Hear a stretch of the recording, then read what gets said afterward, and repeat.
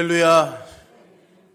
높은 산이나 거친 들이나 궁궐이나 어디든지 간에 늘 주님과 동행하며 승리하는 삶 사시기를 주님의 이름으로 축원드립니다.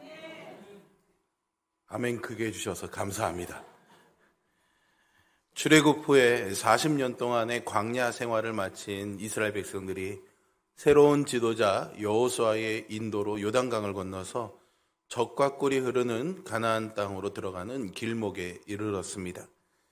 그런데 그 가나안으로 들어가는 입구에 아주 거대한 성 여리고성이 가로막고 서 있었죠.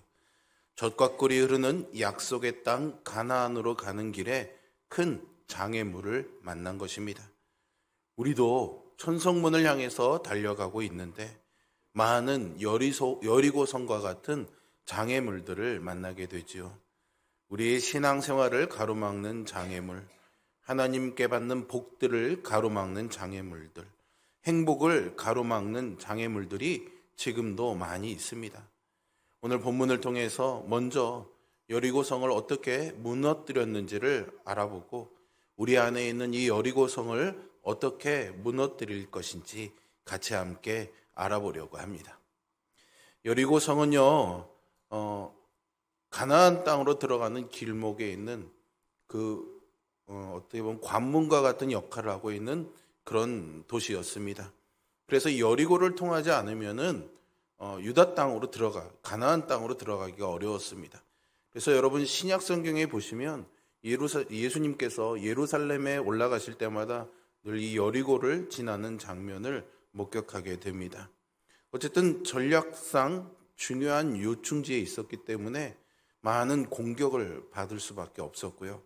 거기에 대응하기 위해서 여리고성은 아주 견고하고 든든하게 세워져 있었습니다. 높은 그런 경사지 정상에 성을 쌓았고요. 3, 4m가 되는 장애물들을 쌓았을 뿐만 아니라 그 밑에는 깊은 낭떠러지까지 있었으므로 그야말로 난공불락의 천연 요새였다 말할 수가 있습니다. 그 성은요, 40년 전에 가나안 땅을 정탐했던 정탐꾼들이 보고요, 이 백성이 우리보다 장대하며 그 성문은 크고 성곽은 하늘에 닿았구나라고 말할 정도로 아주 난공불락에 함락하기에 견고한 성이었던 거죠. 우리 함께 1절의 말씀을 볼까요?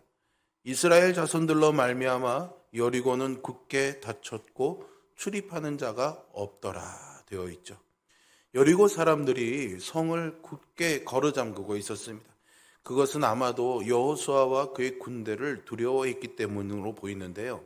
굳게 닫힌 성문을 부수고 성곽을 넘어 들어가는 것은 어려운 일이었습니다. 본문에 굳게 닫힌 여리고성은 견고한 성으로 쉽게 무너질 수 없는 성이었기 때문이죠. 그런데 그 성이요, 무기 하나 제대로 없는 하나님의 백성들 앞에서 무너져 버렸습니다. 이스라엘 백성들이 했던 유일한 일은 하나님께서 여호수아를 통해 주신 명령을 따라서 믿음으로 엿새 동안 매일 여리고성을 한 바퀴씩 도는 일뿐이었습니다. 매일 침묵으로 성을 돌았고요. 마지막 7째 날 하나님께서 말씀하신 대로 이스라엘 백성들이 7바퀴를 돌고 나팔 소리와 함께 큰 소리로 외쳤습니다. 그러자 그 성이 그들 앞에 완전히 무너져 내렸지요. 여호수아는요, 이 성을 피 한 방울 흘리지 않고 점령했습니다. 여기에 이스라엘이 한 일은 별로 없습니다. 그리고 상식적인 방법도 아니었고 군사적으로 효과적인 방법도 아니었습니다. 그런데 여리고성이 하나님의 말씀대로 무너졌고요. 이스라엘은 그 성을 취했습니다. 이것이 이스라엘이 경험한 하나님의 은혜요, 기적이요, 능력이었습니다. 우리의 삶에도 넘어질 것 같지 않은 여리고를 만날 때마다 하나님을 의지하는 믿음을 가지고 늘 승리하는 우리 모두가 될 수 있기를 주님의 이름으로 축원드립니다. 그런데 여기에는요, 우리가 발견할 수 있는 몇 가지 신앙의 법칙들이 있습니다. 첫째로 하나님의 약속을 믿는 믿음으로 무너뜨렸다라는 것이죠. 여호수아는 하나님의 약속의 말씀을 굳게 믿었습니다. 2절의 말씀을 보실까요? 여호와께서 여호수아에게 이르시되 보라 내가 여리고와 그 왕과 용사들을 내 손에 넘겨주었으니 라고 말씀하셨죠. 16절도 볼까요? 7번째 제사장들이 나팔을 불 때 여호수아가 백성에게 이르되 외치라 여호와께서 너희에게 이 성을 주셨느니라. 여리고 성이 아무리 견고하고 굳게 닫혀 있다고 할지라도 하나님께서 이스라엘에게 붙이셨다면 큰 문제가 되지 않았습니다. 하나님께서 맡기셨다라는 것은 승리가 보장되었다는 말이겠죠. 여러분, 우리에게는 하나님의 말씀이 있습니다. 하나님의 약속이 있죠. 우리에게도 이 말씀을 따라 약속된, 보장된 승리와 복이 있는 줄로 믿으시기 바랍니다. 여호수아가 이미 여리고성에 들어가기도 전에 사실은 하나님께서 이 성을 여호수아에게 주시고 그 성을 함락할 준비를 하셨습니다. 이 사실을 앞장인 5장 13절과 15절의 장면을 보면 더 정확히 이해할 수가 있는데요. 여호수아가 요단강을 건너서 여리고에 가까이 왔을 때였습니다. 눈을 들어보니까 어떤 사람이 칼을 쑥 빼어들고 손에 들고 앞에 가로막고 서 있었죠. 깜짝 놀란 여호수아가 너는 우리를 위하느냐 우리의 적들을 위하느냐라고 물었습니다.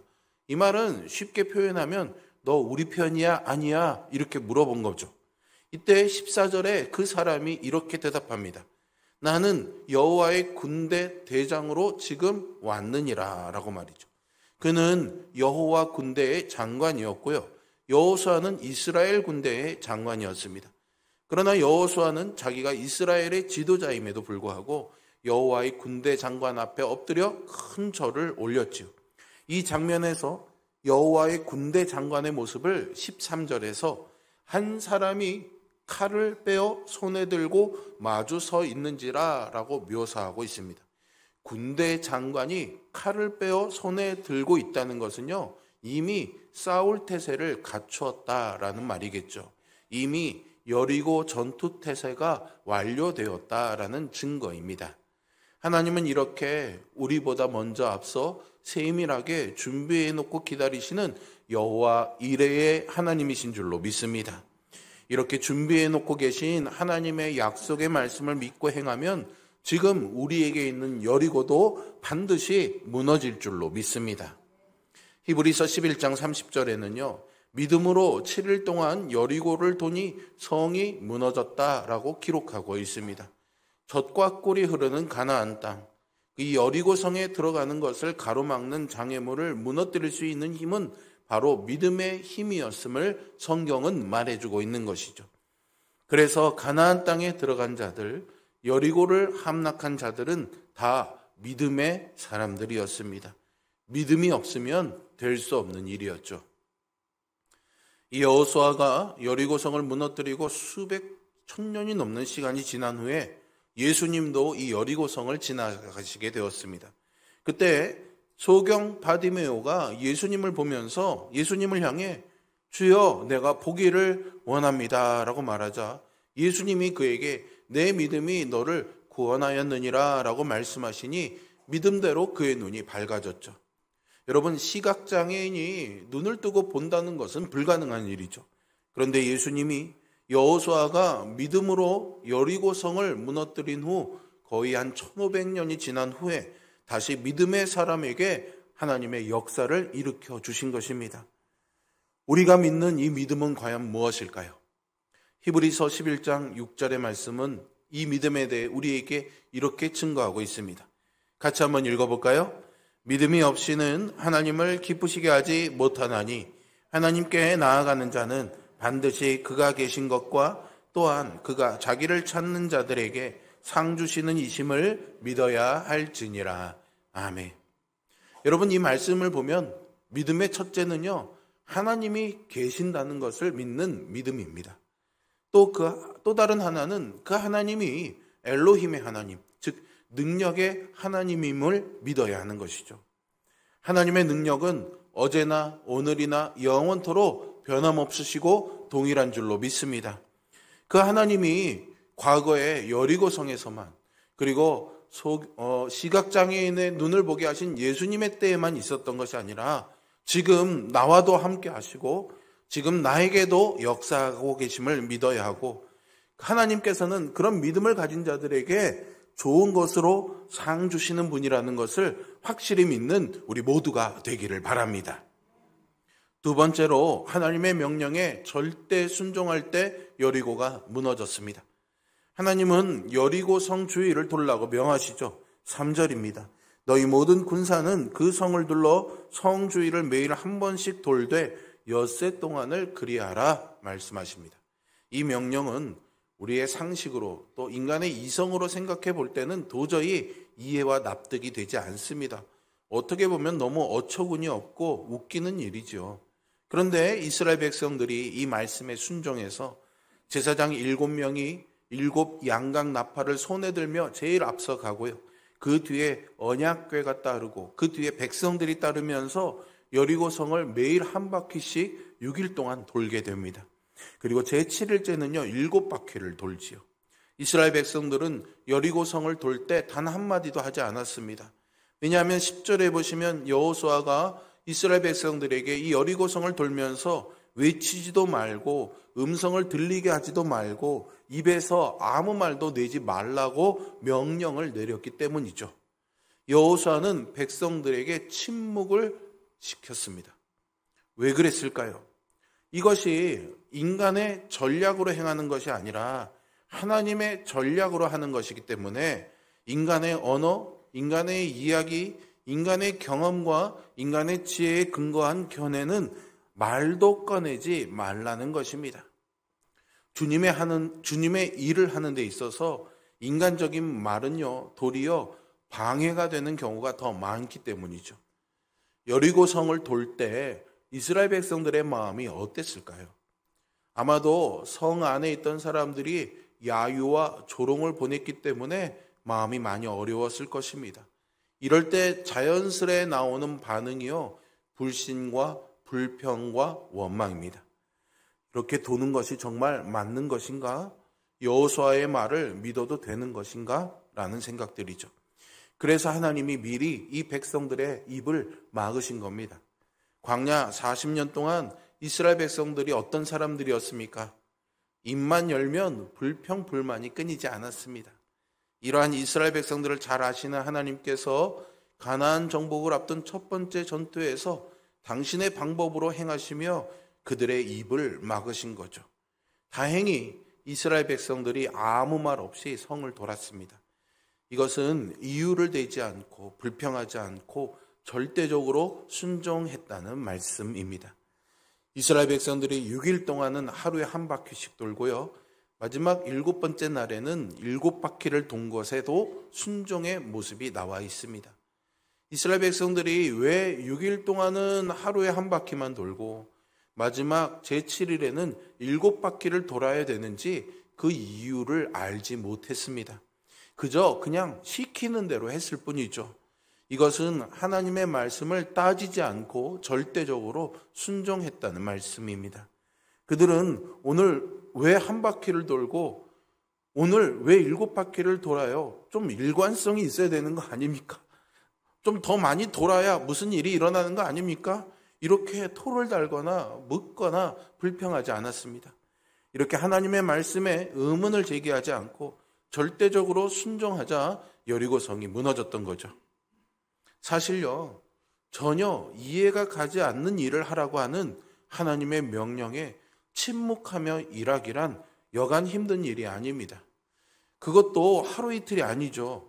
6일 동안이나 전혀 이해가 가지 않는 합리적이지 않은 일을 아무 이유도 묻지 않고 행한다는 것이 정말로 힘든 일 아니겠습니까? 그런데 그들은 그렇게 했습니다. 그러니 믿음은 순종하는 것임을 배울 수가 있겠죠. 이해가 되어서 순종하는 것이 아니라 하나님의 명령이기 때문에 순종하는 것입니다. 기적은 그렇게 순종하는 자에게 나타날 줄로 믿습니다. 여러분 중에도 아마 여리고성을 돌고 계시는 분들이 많을 겁니다. 건강의 회복을 위한 여리고성을 도는 분들도 계실 거고요. 가정이 회복되거나 가족의 구원을 위한 여리고성을 지금도 열심히 돌고 계시는 분이 있을 것입니다. 재정적인 문제로 지금 여리고성을 돌고 있는 분들도 있을 것입니다. 여러분, 요즘에 여러분들의 마음이 어떻습니까? 믿음으로 순종했는데, 하나님이 무언가 일해 주시기를 기대했는데 변화가 일어나지 않고 여전히 매일 똑같이 돌고만 있을 때, 그때 우리는 정말로 힘든 순간을 맞이하지 않습니까? 이스라엘 백성들이 언약궤가 앞서갈 때 이 언약궤를 바라보면서 무슨 생각을 했을까요? 하나님께서 우리와 함께 하신다 생각했겠죠. 여러분, 우리가 꼭 기억해야 될 것이 있습니다.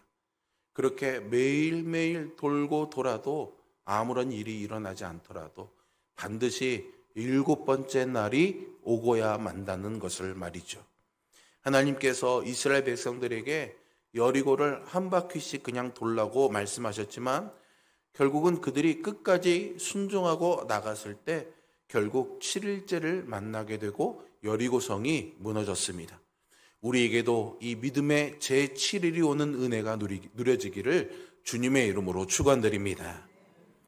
세 번째로 하나님은요, 언약궤를 메고 가라고 말씀하셨습니다. 4절의 말씀인데요. 제사장 7은 7 양각 나팔을 잡고 언약궤 앞에서 나아갈 것이요. 언약궤는 이스라엘 백성들에게 있어서 하나님의 임재 그 자체였습니다. 쉽게 말하면 언약궤를 보면서 하나님이 지금 우리와 함께하고 계시는구나 확인했던 것이죠. 그들은 늘 이 언약궤를 바라볼 때마다 하나님을 생각했습니다. 주로 이스라엘 백성들이 광야를 행진할 때는 이 언약궤를 앞세워서 행진했습니다. 그들이 그리고 행진을 멈추고 머물 때에는 이 언약궤가 그들의 진영 한가운데 있었죠. 늘 눈에 잘 보이는 곳에 있었습니다. 그들은 그렇게 언약궤를 앞서 세우고 하나님이 우리보다 앞서 가신다 믿었던 겁니다. 우리도 그렇습니다. 우리도 늘 하나님을 향해서 우리의 얼굴을 들고 우리의 믿음을 들고 예수님을 앞세우고 살아가는 그런 삶을 살아가야 할 것입니다. 네 번째로 나팔을 불 때 여리고성이 무너졌습니다. 4절에서 7째 날에는 그 성을 7번 돌며 제사장들은 나팔을 불 것이며 라고 했고요. 5절에서는 제사장들이 양각 나팔을 길게 불어라고 했습니다. 하나님께서 출애굽한 이스라엘 백성들을 처음 만나는 시내산 장면인 출애굽기 19장에서도요. 큰 나팔 소리와 함께 하나님이 강림하시는 장면이 나옵니다. 그러므로 하나님께서 강림하시고 임재하시고 나타나신다는 표시로 나팔 소리가 울리곤 했죠. 첫째 날도 제사장 7이 나팔을 불었습니다. 둘째 날도, 넷째 날도, 셋째 날도, 다섯째 날도, 여섯째 날도, 그리고 7째 날은 아침 일찍 일어나 7바퀴를 돌며 나팔을 불었죠. 구약시대에 나팔을 부는 경우는요, 시간을 알릴 때나 소식을 전하기 위해서 불었고요. 또 전쟁의 시작과 끝을 알릴 때 불었습니다. 본문의 경우는 마지막의 경우였겠죠.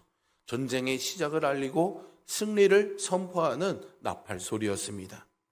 그래서 이 나팔 소리는 승리의 함성이요 믿음의 함성이었습니다.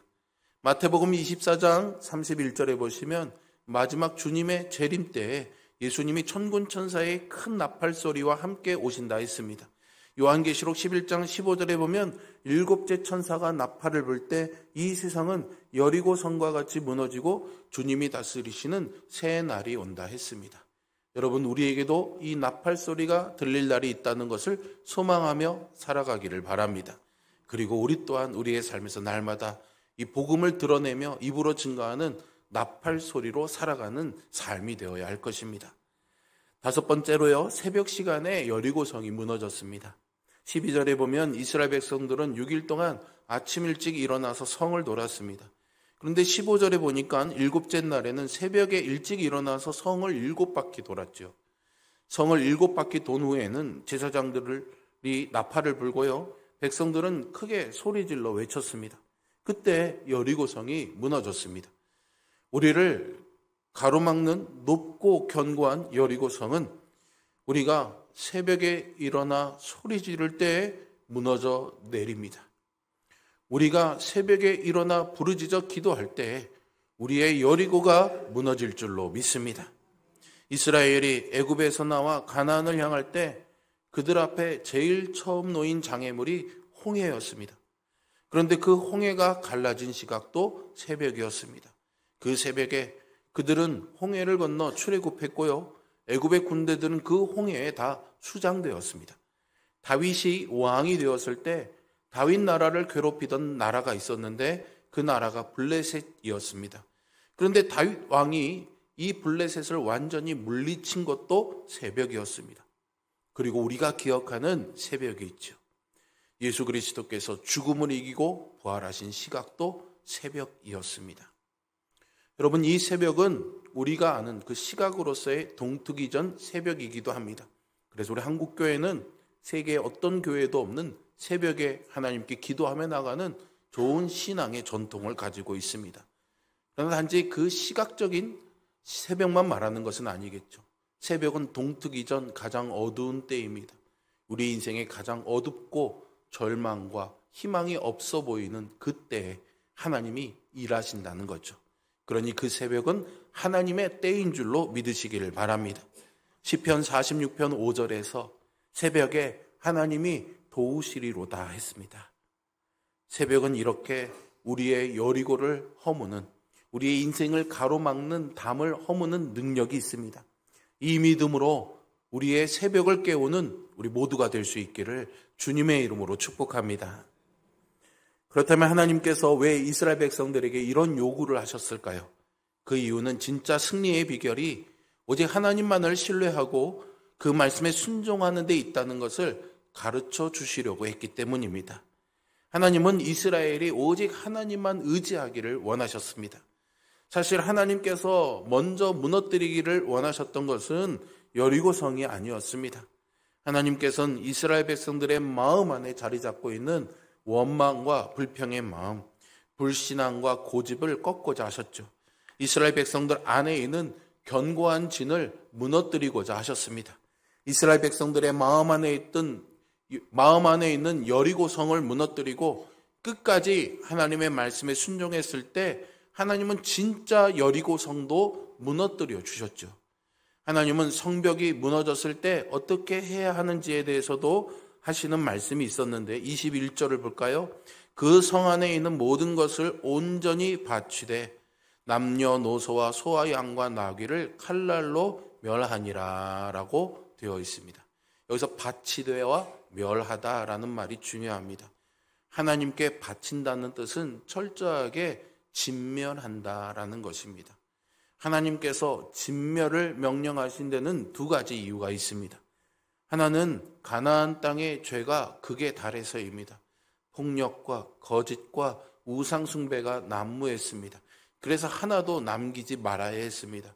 왜냐하면 두 번째 이유로 이러한 죄가 거룩한 하나님의 백성인 이스라엘을 죄로 우상숭배로 오염시킬 수 있었기 때문입니다. 죄의 전염성이 무섭기 때문이죠. 하나님이 보시기에 부정한 것, 음란한 것, 우상숭배는 이스라엘 백성들 안에서 없애야 하는 것입니다. 우리의 삶을 하나님께 바치고 헌신한다고들 하지요. 보통은 물질과 시간과 에너지를 들여서 섬기는 것으로 생각하는데요. 오늘 본문에 비추어 볼 때 이 헌신의 의미를 우리 안에 있는 거룩하지 않은 것들을 진멸하는 데서 이 헌신이 시작된다는 것을 알 수 있습니다. 우리 안에 있는 부정한 것, 욕심, 탐욕, 시기, 미움, 질투, 불안한 마음, 두려움, 불평, 불만을 다 죽이는 것, 다 진멸하는 것이 바로 헌신의 시작입니다. 결국 여리고는요, 외적인 그런 시련이 아니라 내 안에 있는 이 거룩함을 방해하는 요소들이라는 것을 알 수 있고요. 이것을 무너뜨려야 우리는 약속의 땅에 들어갈 수가 있습니다. 그렇다면 어떻게 내 안의 여리고를 무너뜨릴 수 있을까요? 여리고성이 무너지는 방법은 오늘 본문 그대로입니다. 언약궤를 앞세워 하나님 말씀대로 성을 도는 것이죠. 언약궤에는요, 율법의 두 돌판, 십계명, 즉 하나님의 말씀을 상징하는 돌판이 들어 있었습니다. 왜 하나님이 이런 방법을 사용하셨던 걸까요? 그렇게 하는 방법으로 하나님이 이스라엘을 도우시는 능력의 방법으로 정하신 걸까요? 그렇다면 그 다음에 만나는 다른 가나안의 성에서도 똑같이 아무 말 하지 말고 그 성만 돌면서 점령해 나가야 하는 것 아닙니까? 그런데 다른 성에선 그러지 않았습니다. 오직 이 여리고 성에서만 그랬습니다. 그 이유는 하나님의 말씀대로 사는 분명한 체험과 훈련을 이스라엘 백성들에게 해주시려고 했기 때문입니다. 도저히 믿어지지도 이해도 되지 않는 방법이었지만 하나님께서 말씀하시면 그대로 순종하고 그 다음에 하나님이 역사하신다는 사실을 알게 하시려는 것이었죠. 우리 중에도 하나님 말씀대로 살려고 애는 쓰는데 뭐 하나 변화되는 것도 없고 또 하나님의 약속이 이루어지지 않는 것 같아서 낙심하거나 갈등하는 분이 있다면 기억할 것은 지금 여러분이 겪고 있는 바로 그것이 하나님의 말씀대로 사는 훈련이라고 생각하시면 됩니다. 우리가 그 훈련을 견디면서 계속해서 하나님의 말씀을 듣고 읽고 묵상할 때 내 안에 있는, 내 앞에 있는 여리고는 반드시 무너질 줄로 믿으시기 바랍니다. 이스라엘 백성들은 여리고를 무너뜨리고 젖과 꿀이 흐르는 약속의 땅으로 들어갔습니다. 여리고를 무너뜨린 것은 군대의 힘도 무기의 힘도 아니었습니다. 오직 하나님을 믿는 온전한 믿음으로 무너뜨렸습니다. 오늘날 우리에게도 시도 때도 없이 앞을 가로막는 여리고 성들이 있지 않습니까? 그러나 그 어떤 여리고라고 할지라도 내 안에 있는 여리고를 무너뜨린 뒤 하나님을 온전히 믿는 그런 믿음 안에서 새롭게 도전한다면 우리의 응답을 가로막고 있는 여리고 또한 무너질 줄로 믿습니다. 여러분 중에는 아마 지금 첫 번째 날로 여리고성을 돌고 계시는 분도 있고요. 세 번째 날로 여리고성을 돌고 있는 분도 있을 것이고 6일째 아침을 맞이하고 있는 분들도 있을 것입니다. 분명히 7일째는 오지만 우리는 그때가 언제일지는 알지 못합니다. 하지만 여러분 반드시 이 7일째가 온다는 것을 기억하시고 여리고성이 무너진다는 것을 믿으시기 바랍니다. 그러니 눈앞에 보이는 여리고성에 초점을 맞추는 대신에 신실하신 하나님의 약속과 전능하신 하나님의 능력에 초점을 맞추고 믿음과 순종함으로 나아가시기 바랍니다. 하나님의 약속을 따르는 이스라엘 백성들의 믿음을 배우십시오. 하나님께서 그들의 믿음으로 여리고성을 무너뜨리셨던 것처럼 우리가 하나님의 약속을 붙들고 하나님을 향한 믿음과 순종으로 나아갈 때 하나님 또한 우리의 여리고성을 무너뜨려 주시고 우리에게 승리를 주실 줄로 믿습니다. 우리 모두가 이런 믿음으로 하나님의 복을 받는 승리하는 그런 주인공이 될 수 있기를 주님의 이름으로 축원드립니다. 기도하겠습니다.